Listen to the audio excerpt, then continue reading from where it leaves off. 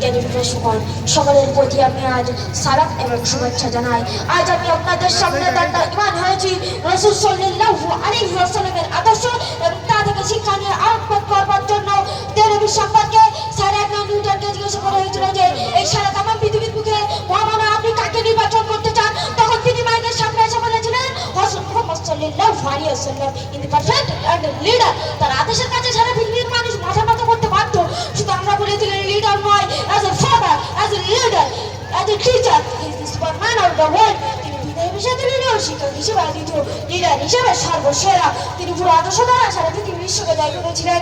সুবিধা দর্শক, আজ থেকে সাড়ে 1400 বছর আগে আরব দেশের মক্কা নগরীতে জন্মগ্রহণ করেছিল রাসূল সাল্লাল্লাহু আলাইহি ওয়াসাল্লাম। দীর্ঘকাল পরেও আজ তার আলোকবার্তা ছিল সুমন্ডিত হয়ে আছে সারা বিশ্ব জুড়ে। কাফের, বেঈমান, মুরতাদ স্বীকার করছেন তার মুসলমান আদর্শের কথা। যারা বন্ধুগণ, তার আদর্শের কথা বলতে গেলে সর্বপ্রথম বলতে হয় একদিন মানব সমাজ ভূমিষ্ঠ হওয়ার পর সর্বপ্রথম তার কাজ হলো কান্না করা। কিন্তু রাসূল সাল্লাল্লাহু আলাইহি ওয়াসাল্লাম ছিলেন তা থেকে ব্যতিক্রম। তিনি জন্মের পর যৌবনের মধ্য দিয়ে আল্লাহ সিদ্ধ করেছিলেন। শুধু তাই নয়, দুধ মাতা হালিমার এক স্থান থেকে দুধ পান করে অপর স্থানে দুধ আব্দুল্লাহর জন্য রেখে দিয়ে হিজরত চেষ্টা করেছিলেন সারা বিশ্ববাসীর কাছে। বালকরা যখন মাঠে খেলাধুলি করতে চেলেন তখন তিনি খেলাধুলি দেখতেন না। তিনি ছিলেন মহাগুণের অধিকারী। তিনি কখনো মিথ্যা কথা বলতেন না, তিনি কখনো খারাপ কথা বলতেন না, অন্যের সাথে ঝগড়া হইতে লিপ্ত হতেন না।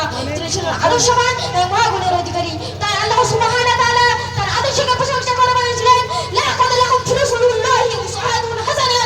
নিঃসন্দেহে রাসূল সাল্লাল্লাহু আলাইহি ওয়াসাল্লামের জীবন সর্বোত্তম নিদর্শন। এবং আল্লাহ তাআলা আরো বলেন ওয়া ইন্নাকা লাআলা খুলুকিন আযীম। নবী আপনার চরিত্র সর্বশ্রেষ্ঠ।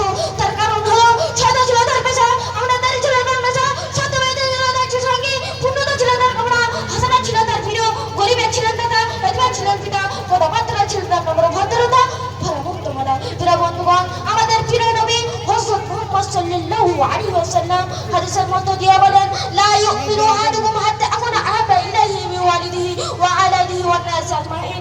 তোমাদের মধ্যে কোনো ব্যক্তি 10 দিন পর্যন্ত সম্পূর্ণভাবে মুমিন হতে পারবে না যতক্ষণ পর্যন্ত সে নিজের পিতা মাতা সন্তানি পৃথিবীর সমস্ত মানুষটাকে অধিকবার ভালোবাসবে। প্রিয় বন্ধুগণ, দুঃখের সাথে বলতে গেলে আজকের প্রিয় নবী হযরত মুহাম্মদ সাল্লাল্লাহু আলাইহি ওয়াসাল্লামের আদর্শ আমাদের সমাজে বিলুপ্তির পথে।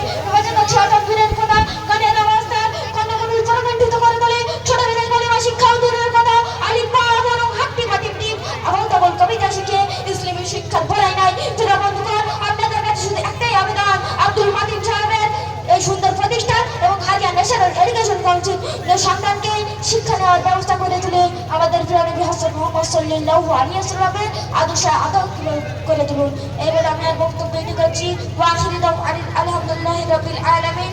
পরিশেষে বলতে চাই, ভাষাতে রাত্রি যদি কোনো ভুল হয়ে থাকে তাহলে ছোট ভাই বা ছেলে হিসেবে আমাকে ক্ষমা করে দেবেন। ওমা আলাইনা ইল্লাল বালাগ। আসসালামু আলাইকুম ওয়া রাহমাতুল্লাহি ওয়া বারাকাতুহু। Alhamdulillah, dear audience, you are enjoying Junior Boys Speech Torongo Grand Finale 2025. Now I would like to call just letter H. এখন বক্তব্য পরিবেশন করছেন just letter H. আমার সহকারী জাজ রবিউল ইসলাম ও আমি মোহাম্মদ শরীফুল ইসলাম।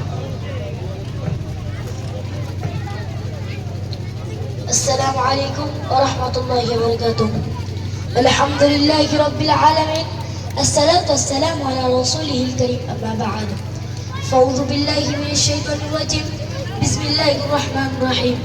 إنك لعلى خلق عظيم.